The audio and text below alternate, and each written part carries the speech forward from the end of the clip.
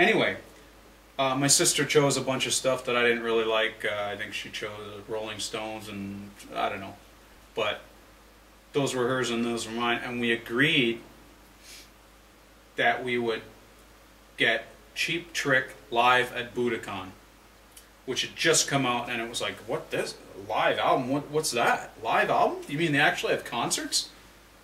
So, sorry, I have an itchy nose for some reason. So we just, you know, I Want You to Want Me, Surrender, Mommy's Alright, Daddy's Alright, I guess that's Surrender. There were a few other big hits on there.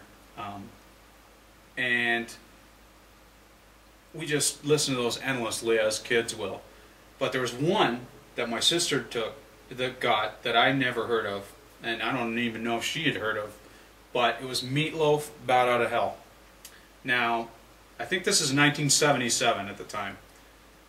Now, this album was huge, and everybody sang along to it. And the funny thing was, almost everyone had it on 8-track. And I think it's Paradise by the Dashboard Light, which is like 11 minutes or something like that. And it's got like the Phil Rizzuto thing, you know, he's rounding the second, he's going for home, the thing.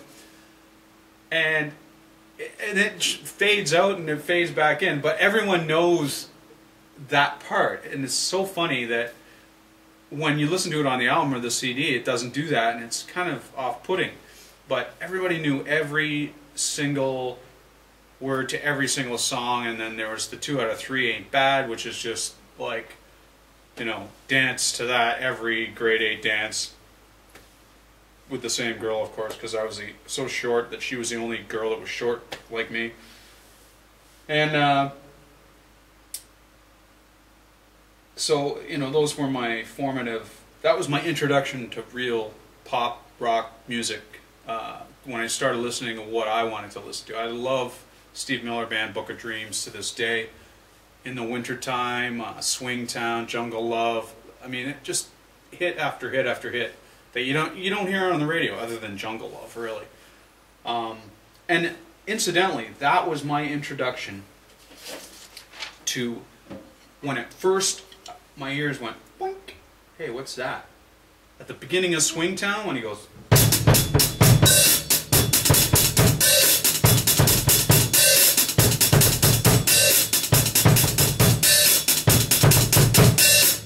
something like that. And I thought, that's pretty cool. I'd like to do that. And that was really, I think, the very first time that I ever noticed the drummer. And then when I noticed that, I started listening. I was listening to "Smiling Face" by James Taylor. You know, da da da da da da. When how does it go? Whenever I see your smiling face, I got to smile myself because I love you. Da da da da da da da da ba da da da da ba da da da da. Behind there is an old Russ Kunkel, session musician extraordinaire, playing some really sparse but really cool drumming, and there's like some cool hi-hat splashes and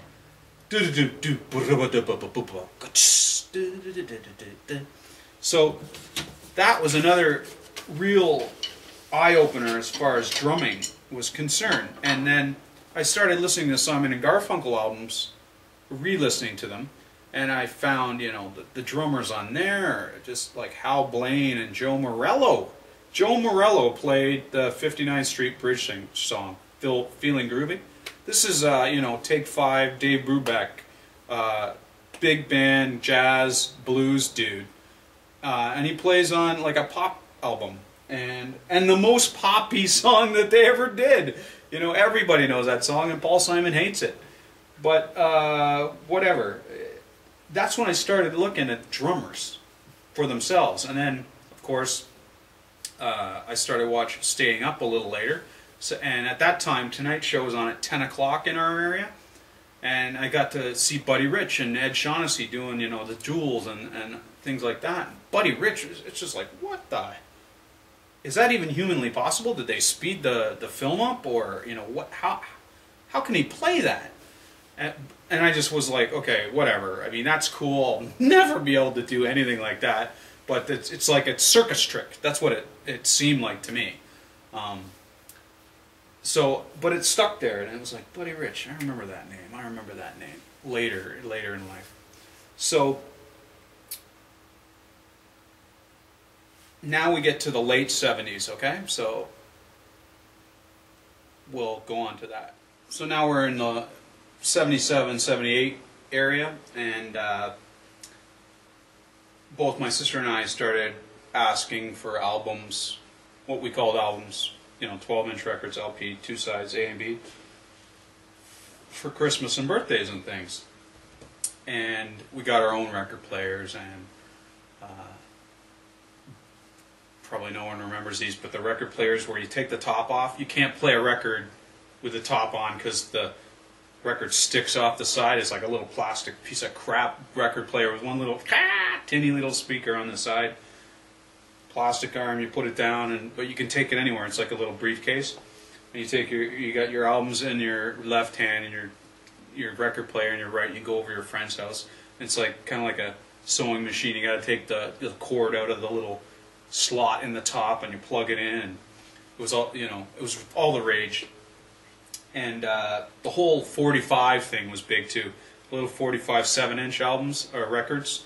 A side was the hit, and B side was some song that they thought, oh, maybe we can get this famous. But it was usually crap. But sometimes you got a really good deal for $1.27 or whatever we were paying, and both songs were good. Sometimes I even liked B side better than the A side. So, you know, and you had to put the little plastic thing in the middle because they had a hole about that big for some reason. I have no idea. I guess it was because you had these multi-changers that you could put about 20 7-inch records up about this high off your album, and they would drop one down and play, and then when the arm came back, it'd drop another one down and play. So I guess that's why they had the big hole. Those were pretty cool. So that way you didn't have to keep changing every 4 minutes and running from whatever you're doing.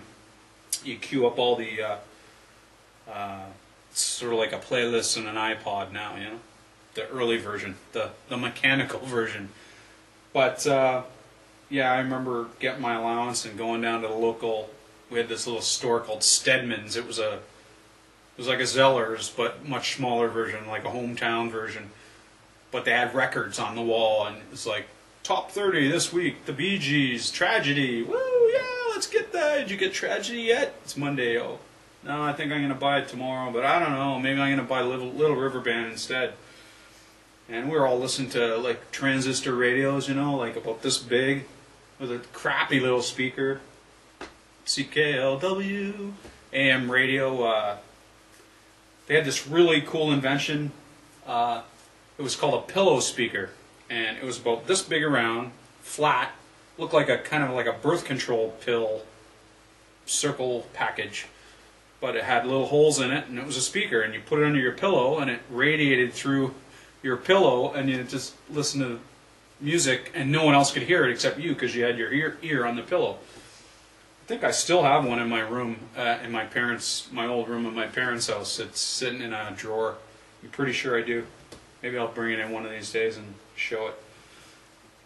So anyway, started listening to all the popular music of the day. Like I said, the Little River Band and all the Hall & Oates and all the schlocky Bread, you know, and it was just the start of the disco era. So it was a lot of dance music, but still good players, you know, and that's really when I started listening to the drums, was the disco. Because, not that I liked the disco drums, I was just fascinated at how they could play that beat in so many different ways. Because it was a pretty simple beat, you know, basically 4 on the floor and then all kinds of crap on the hi-hat and this every so often and a crash.